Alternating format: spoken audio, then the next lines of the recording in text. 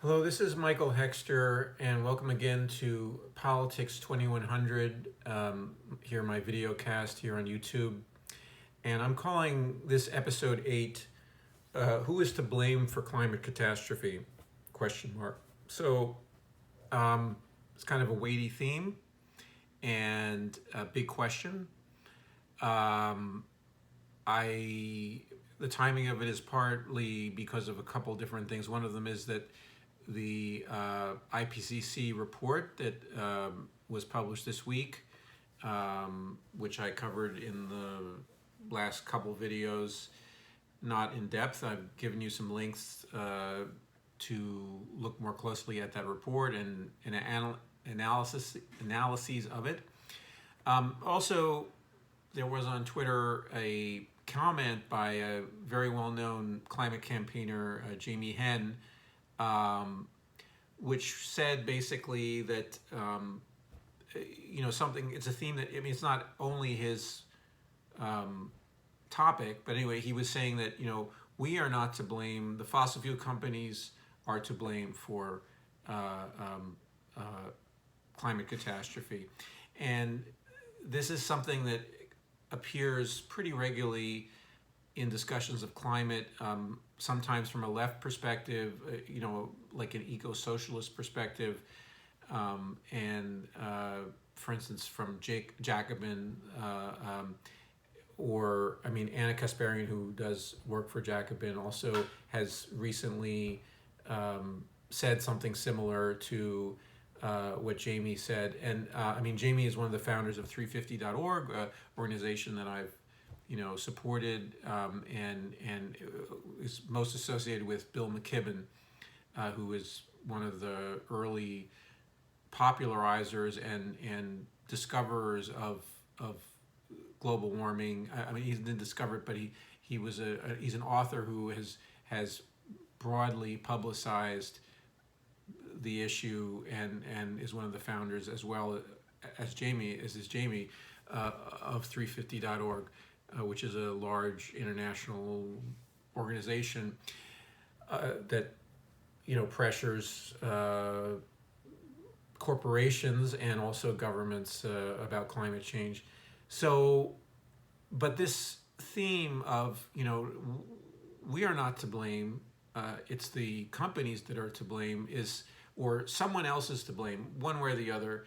It's a game that has many implications for politics and for personal ethics and how you feel about yourself, among other things, and also how you feel about our future.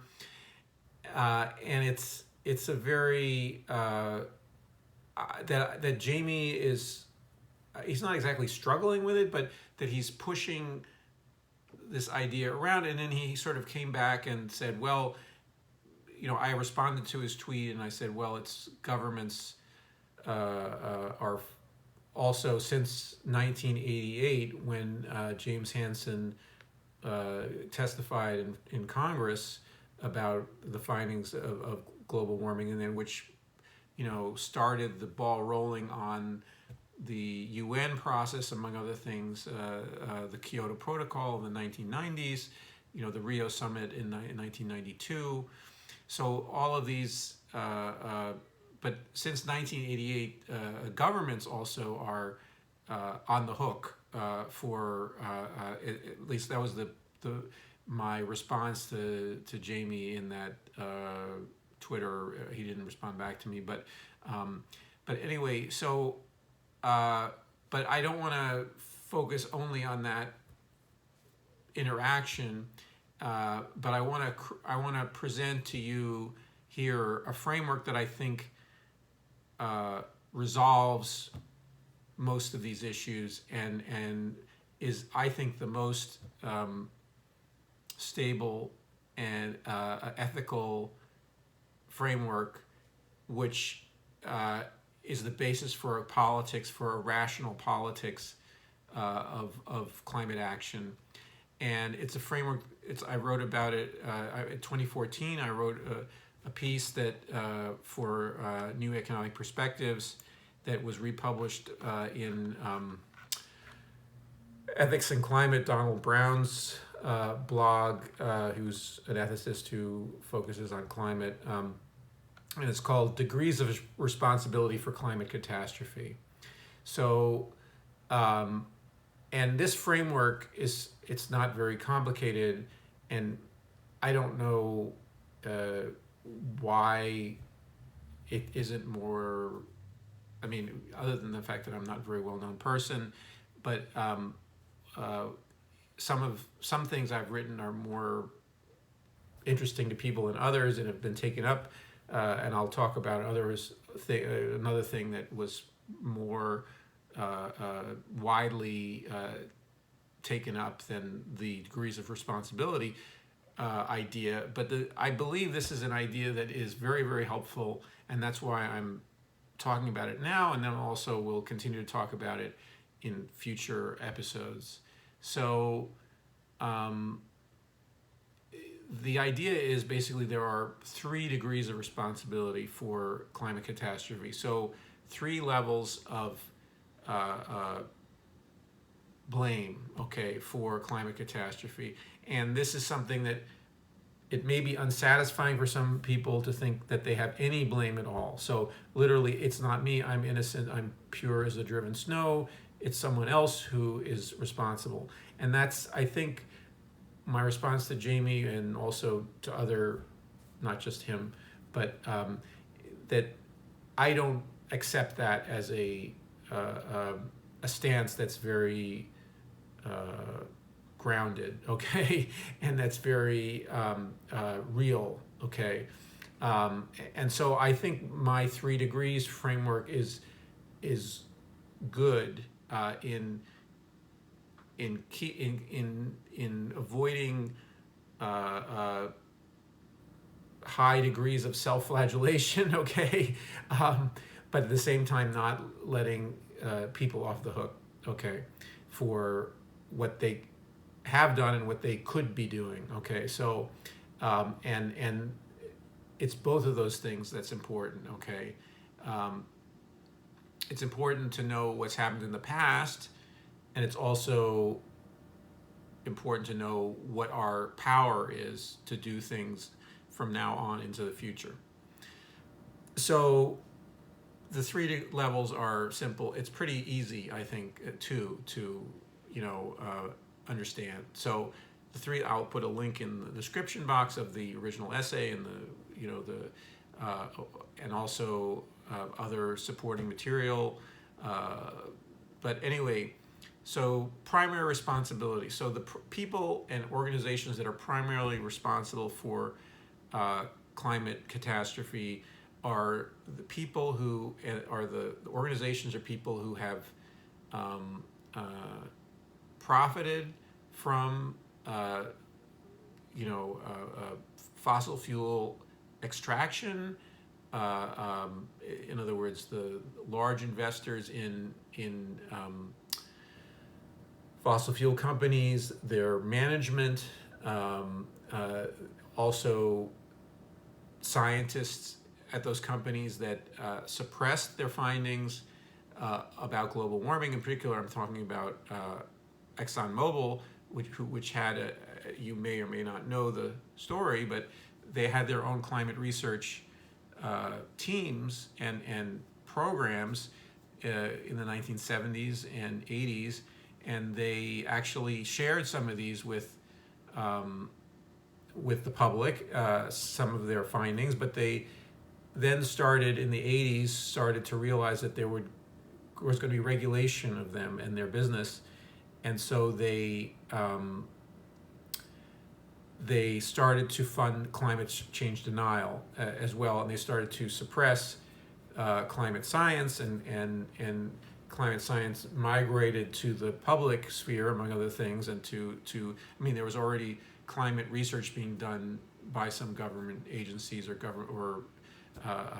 but that this had, but basically, so Exxon had this role, and so Exxon is clearly one of the primarily responsible organizations, and its leadership over the years are primarily responsible for climate catastrophe, okay? And then there are the climate denialists who are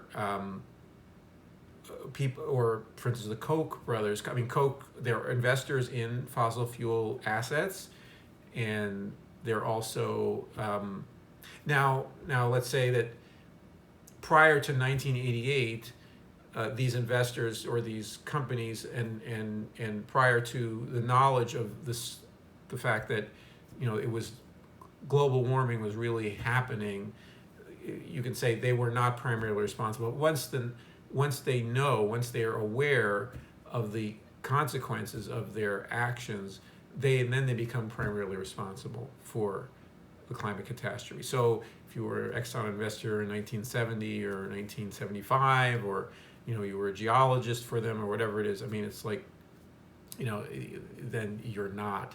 Then your ethical responsibility is not primary during that time. But then, as it became apparent certainly, I mean, not everybody within Exxon probably knew about the climate research, and also it was sort of like, gee whiz, look at this, look at what's going on here. We're doing science, and then they realize, oops, wait a minute, this is going to get serious.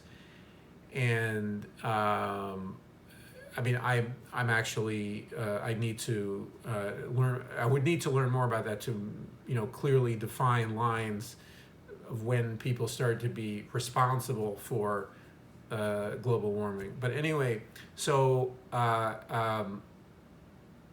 primarily the group of primary. So, and then also in this group, so I mentioned the Koch brothers, and I mentioned the funding of climate denial. So they, among others, started to fund climate denial groups, and I would say also at a certain point within the let's say in the 1990s, global warming became an international, understood as an international problem, and the UN got involved with it, and so it became also ideological for economists and also for politicians to take sides on whether global warming was a problem or not, and also whether one. So at that point, not only were people who funded denial, but also there were groups who continued to believe that only a free market society was the optimal choice for everybody, and that we wouldn't let any global warming or any geophysics get the geophysics of warming, of putting these warming gases into our atmosphere, and the heating the climate and destroying slowly the biosphere where we live, that they wouldn't allow these physical facts to get in the way of their ideology. So there are points at which now the Kyoto Protocol and the Kyoto system has always, in my view, or since I started to study it in the 2000s, about 14, 15 years ago, it seemed to be a workaround and a way to accommodate climate action to this ideology of markets and of capitalism as the solution to global warming.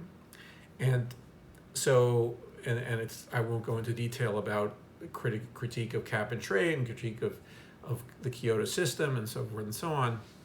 But at some point, it's become clear that it's failed. That the system that was erected in the 90s and put into practice in some parts of the world, not in the United States, but in some areas of the United States, which are sort of Kyoto light systems. But anyway, so that these this practice, this idea of you could accommodate our response to global warming within this ideology of free markets, they too, or some of those two people are also becoming primarily responsible for global warming. In other words, they're creating a false system of addressing the problem, a system that would have no way of that it was based on a speculation, based on faulty economic speculation, and that faulty economic speculation, it's not an innocent mistake. At some point, some of the believers in it are maybe otherworldly people or whatever, or believe in abstractions, who the abstraction of economics, and there are also, unfortunately, people outside the area of climate economics who also have those same airy,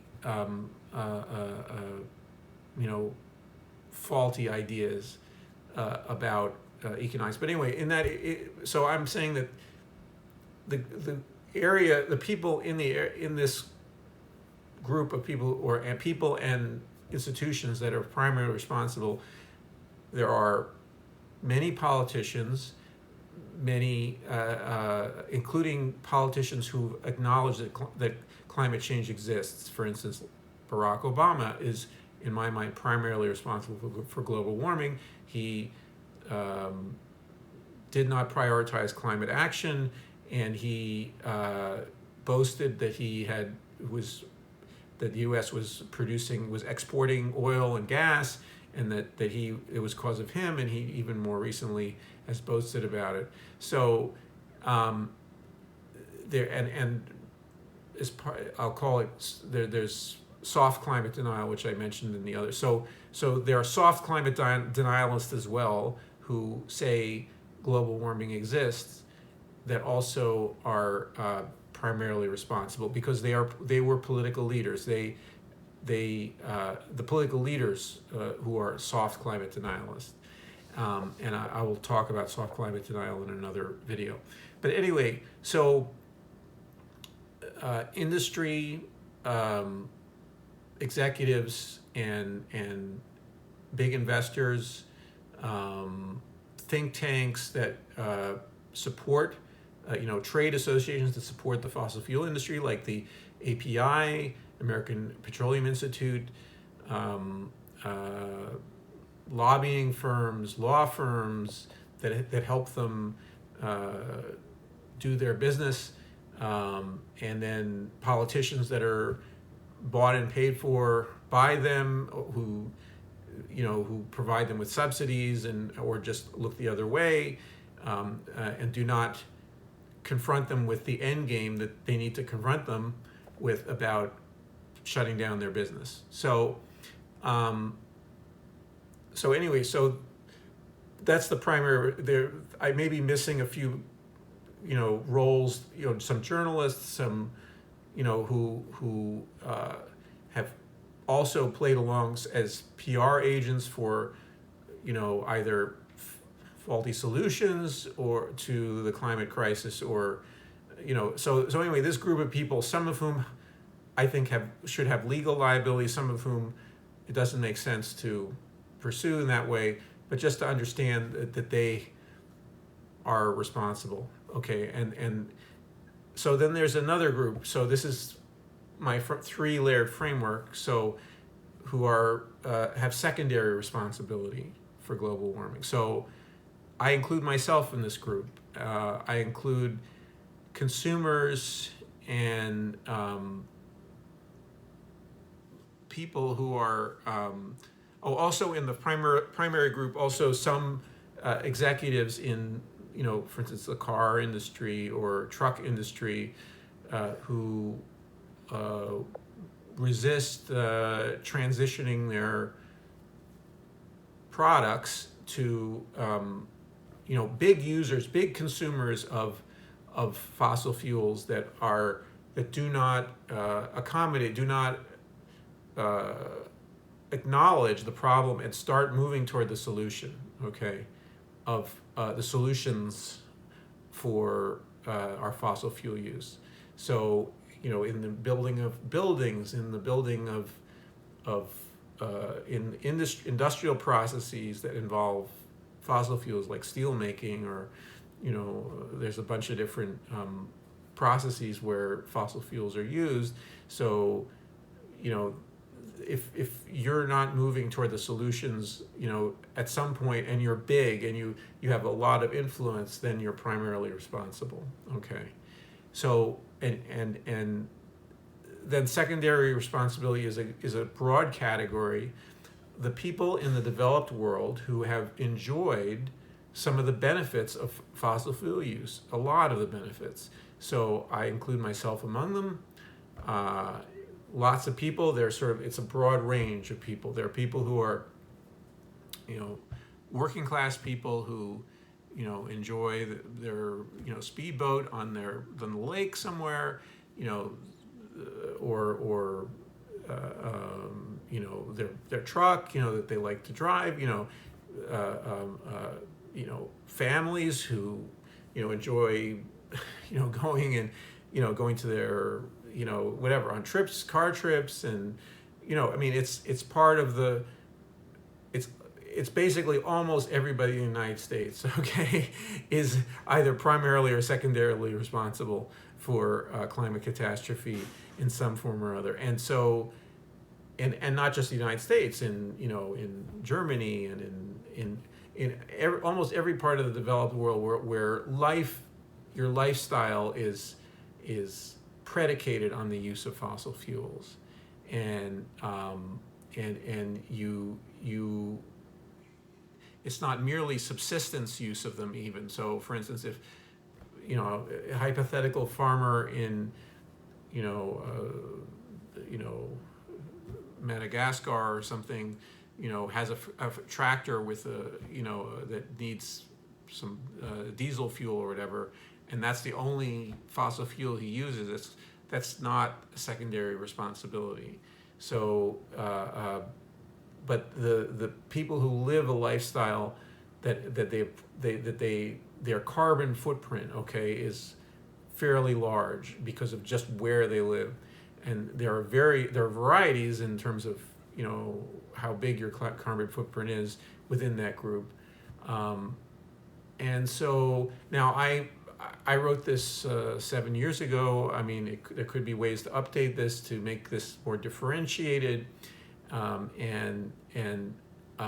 I think the general idea is something that I want to contribute. I want to put in there, and I want to talk about today. And I also would like to hear people's response to it, and seeing if it helps you in clarifying what you would see as your role, or people or politicians' role that in addressing our growing catastrophe in the area of climate.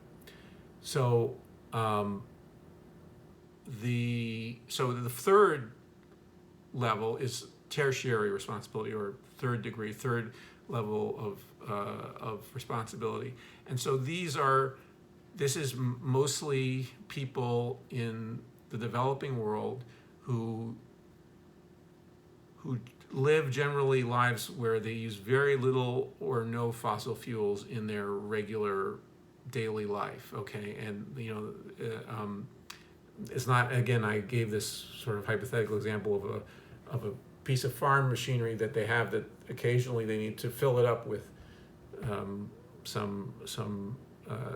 or a truck they need to go into town with to get some subsistence supplies, or so they can run their farm, or their where they're maybe they have one cash crop, and then they have their subsistence plots of land and chickens and whatever, which they are using to feed their family. So anyway, in this tertiary responsibility, I'm saying, well, why am I saying they have any responsibility at all? So I think that so it's much less responsibility, okay, than either us in the secondary responsibility category, and certainly much less than the people in the primary responsibility category. But because fossil fuels are about fulfilling wishes that people have, that even if you don't if you have, your carbon footprint is very small, you don't own let's say a vehicle, a personal vehicle that's a ICE, internal combustion engine ICE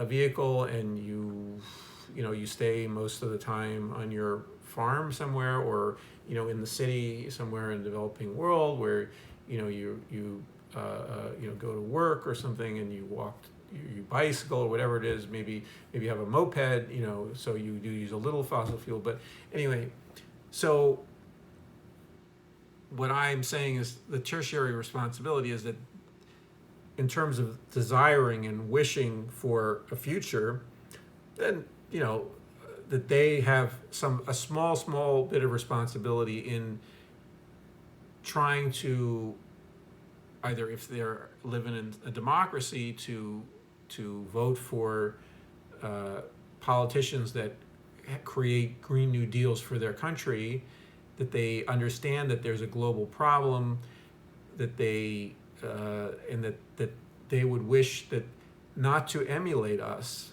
in the first, whatever, quote unquote, first world, in the developed world, but to tread a path that's different than our path, because the path that we took and the path that we were led on by the primarily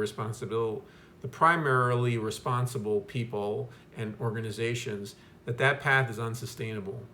So there is an element of choice there. There's an element of that I'm saying gives them an ethical role as well. So it's not an area of choice. I'm not saying that, I don't want to idealize them and say, naturally, of course, because they live such simple lives that,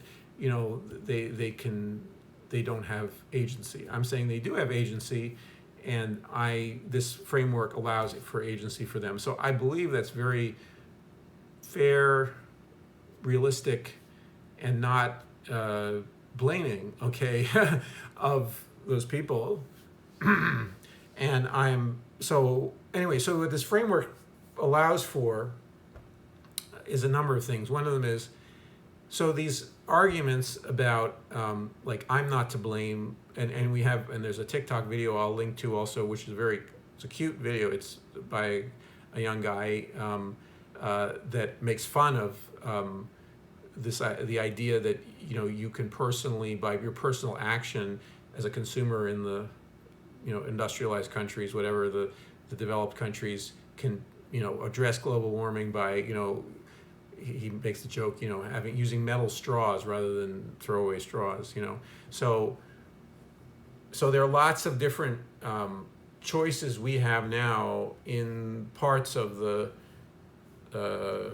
developed world, many parts of the developed world now, to consume differently, to buy different products, and to shape markets in those countries by just buying different things. And I support many of those things. I might even advertise some of those things on this channel, because I don't see it as a trivial matter, okay, to choose to buy different products or whatever it is that are less that have a lower footprint, ecological footprint, than other conventional products that have existed in the last several decades. So anyway, so this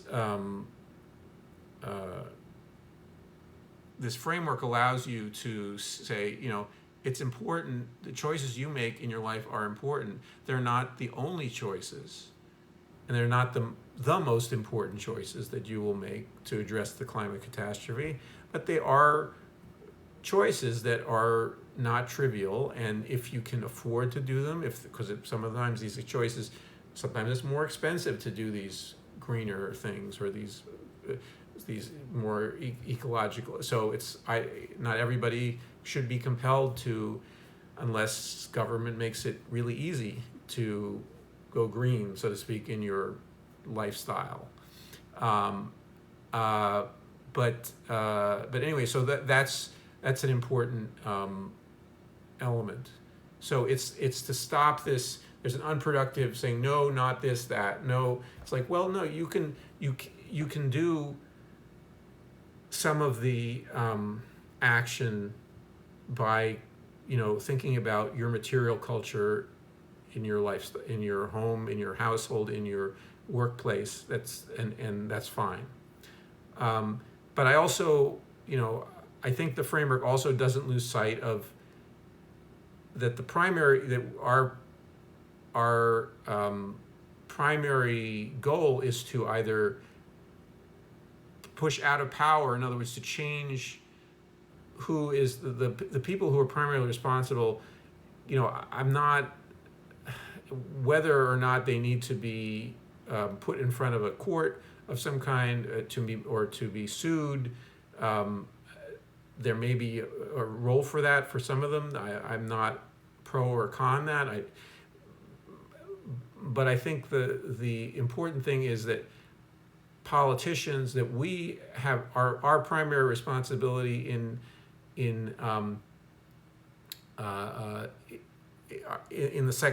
that group is to get politicians to act and to change the structure of our material life in the developed countries, to stop us from destabilizing the climate or heating the climate, and to potentially also cool it if we can cool it. If there's ways to cool it that are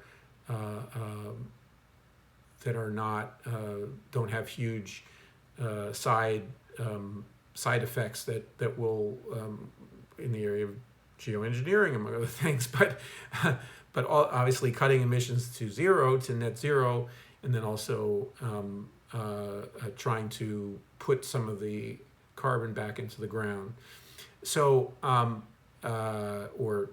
into the biosphere and out of the air. So anyway, so I think that this framework allows you to do those things. Also, that the whole question of whether